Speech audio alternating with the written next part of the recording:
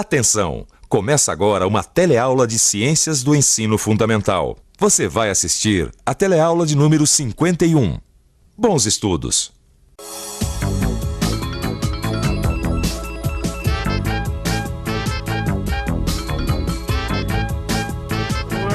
Pessoal, olha só, estão testando um novo motor de automóvel, versão 1.0. Consegue fazer 151 km por hora. No modelo anterior chegava no máximo a 147 km por hora.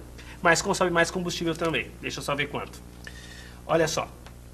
O novo motor fez com que o consumo de combustível aumentasse, passando de 11,24 para 9,86 km por litro na cidade e de 17,72 para 15,85 km por litro na estrada.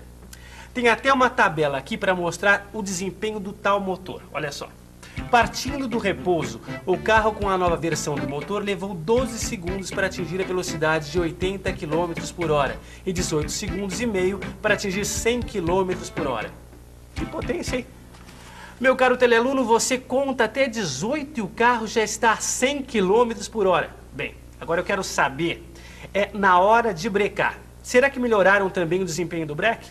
Qual será a distância necessária para o carro parar? Bem, é isso que nós vamos aprender na nossa teleaula de hoje. Se ligue.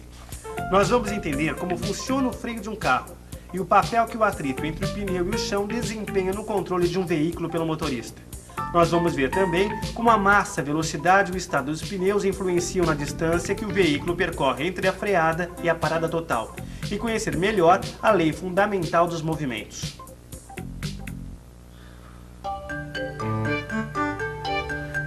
Oi, Alberto. Oi, Lineu. Tudo bem? Tudo bom? Você acredita que o pneu do meu carro furou outra vez? De novo? Pois é. Ainda bem que eu estava perto da oficina, viu? Mas é a terceira vez esse mês, né, Alberto? Terceira e última, viu? Eu mandei trocar os 2 pneus que estavam ruins e aproveitei para fazer uma checada geral. Primeiro, ele viu como estava o breque. Pisou no pedal. Daí levantou o carro para observar as rodas. Ali ficam as pastilhas do breque. Ele achou melhor trocar as pastilhas também. São essas pastilhas que reduzem a velocidade dos veículos pela ação dos freios. Quando o motorista pisa no freio, ele empurra o óleo do freio que fica dentro de um tubo ligado às pastilhas. Desse modo, as pastilhas são empurradas e pressionadas contra o disco, fixado nas rodas, e o carro para. Pois é, o rapaz me explicou direitinho, me mostrou até um esquema de como funciona o freio de um carro, do pedal até a roda. O Lineu, aí ele me convenceu mesmo, sabe? Eu resolvi trocar tudo para ter um carro mais seguro. Todo cuidado é pouco, né, Alberto? O trânsito está cada vez pior. Ô, Lineu, me conta uma coisa. Quanto é que um carro anda antes de parar quando breca 50 km por hora? Bom, Alberto, aí varia, né? Porque depende de várias coisas. Uma das coisas que depende é o carro. Porque assim, um carro médio, ele tem uma massa de mais ou menos uns 1.000 quilos. Então ele deve percorrer, antes de parar, uns 20 metros, mais ou menos. Ah, sei. E se for um ônibus? O ônibus, ele já é mais pesado. Acho que a massa dele varia entre uns 7.000 e 10.000 quilos. Então ele já deve percorrer uns 30 metros. E se o ônibus estiver a 100 km por hora? Bom, aí, a 100 km por hora, a distância percorrida entre o começo e o final da freada já vai ser uns 100 metros. Então todo cuidado é pouco na hora de dirigir, né? Pois é, a gente está observando o quê?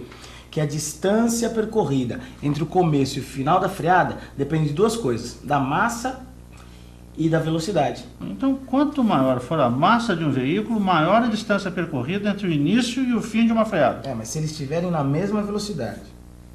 Olha só os testes de velocidade e de distância da freada do novo carro com motor versão 1.0. Quanto maior a velocidade, maior a distância que o veículo percorreu até conseguir parar. Eles queriam ter todas as informações antes de lançar o carro no ano que vem. Fizeram até essa tabela aqui para ver a distância da freada em diferentes velocidades. Bom, quando estava a 60 km por hora, o carro precisou de 6 metros para conseguir parar totalmente. Já a 80 km por hora, andou 29 metros antes de parar. E a 120 km por hora, só conseguiu parar depois de 67 metros percorridos. Quanto maior a velocidade, mais espaço se precisa para parar o veículo. Todo motorista deve prestar bastante atenção a este fato. Nós estamos aqui na rodovia Castelo Branco, que liga a cidade de São Paulo ao interior do estado. Por aqui passam diariamente cerca de 20 mil veículos. De 30% a 40% deles são caminhões transportando carga pesada. Nós vamos conversar com essas pessoas aqui que vivem na estrada, para saber se elas conhecem mesmo como acontece uma freada. Suponhamos que estivesse andando por essa rodovia a 80 km por hora, um caminhão carregado, uma moto e um ônibus. Se os três freassem ao mesmo tempo, qual deles demoraria mais tempo até o momento da parada? O caminhão, com certeza. E por quê? Porque o caminhão é mais pesado, ele tem mais massa. E qual deles demoraria menos tempo, desde o momento da freada até a parada completa? A moto, com certeza, porque ela tem menos massa. Obrigada. Considerando essas questões, vamos ouvir o que a Polícia Rodoviária recomenda aos motoristas. Numa estrada como essa, onde os veículos andam em alta velocidade, o essencial é manter distância. O motorista deve sempre se manter a uma distância em relação ao carro da frente. Assim, se for preciso brecar, ele terá espaço suficiente para uma freada. Por isso, dá para parar o carro antes de bater. Tá certo. A distância da freada depende da velocidade e da massa do veículo. Mas, Olineu, depende também dos pneus, não? Depende do contato do veículo com o chão. Pois é, mas esse contato se dá através do quê? Dos pneus, é claro. E olha, existem vários tipos de pneus, viu? O rapaz lá da loja me mostrou um monte deles. Eu fiquei até confuso na hora de escolher. Ele me disse que os pneus mais largos eram melhores. Quanto mais largos forem os pneus, maior é o contato com o chão e maior é a aderência do carro, evitando derrapagem nas curvas. E ele me mostrou também os pneus radiais, aqueles que têm uma malha de aço no meio das camadas de borracha. Os radiais são os mais usados hoje em dia. Essa malha de aço impede que o contato entre o pneu e o chão diminua durante a curva. Mas o importante mesmo é examinar sempre o estado dos pneus. E os meus, eu tenho que confessar, viu? Estavam lisinhos, igualzinho a minha careca. Um perigo, rapaz. Nós estamos aqui acompanhando uma blitz. Os policiais rodoviários checam os documentos, o cinto de segurança e as condições dos veículos também.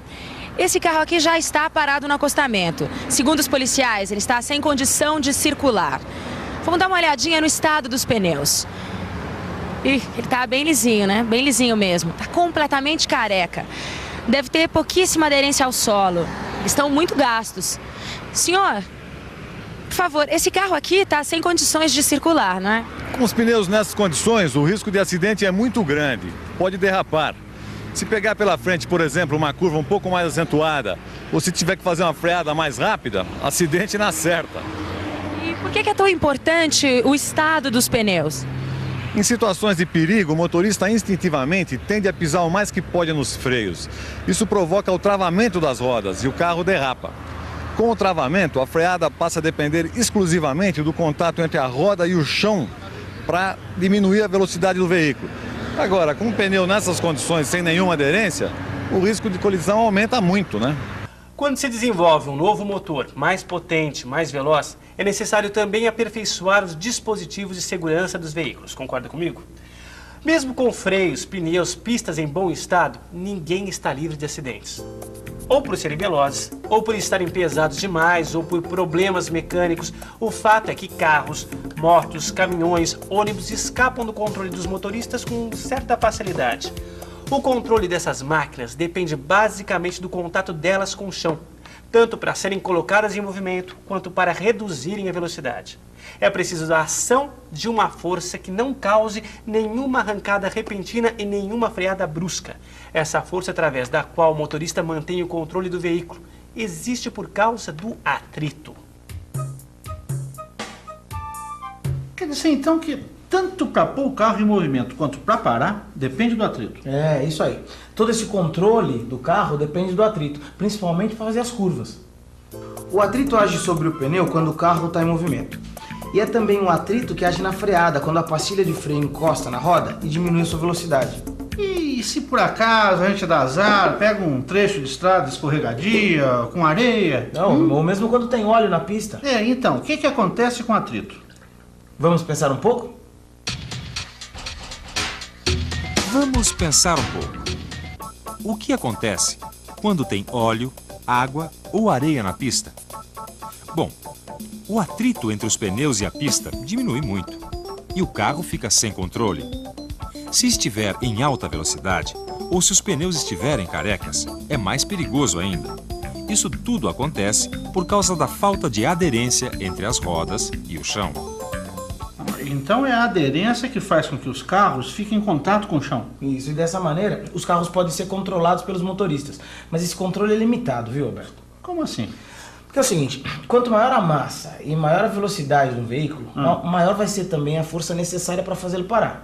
Então, cada veículo tem o seu limite. Essa é uma outra lei da física que os motoristas e os passageiros deviam conhecer para a segurança dos dois. A lei fundamental dos movimentos foi enunciada pelo físico inglês Isaac Newton e ajuda a gente a entender o que acontece na partida dos veículos e nas freadas também. Se aumentar a massa de um veículo ou se aumentar a sua velocidade, será necessário também aumentar a força capaz de colocá-lo em movimento, bem como a força para fazê-lo parar.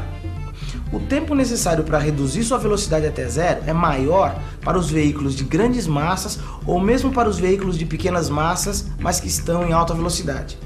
Pois é.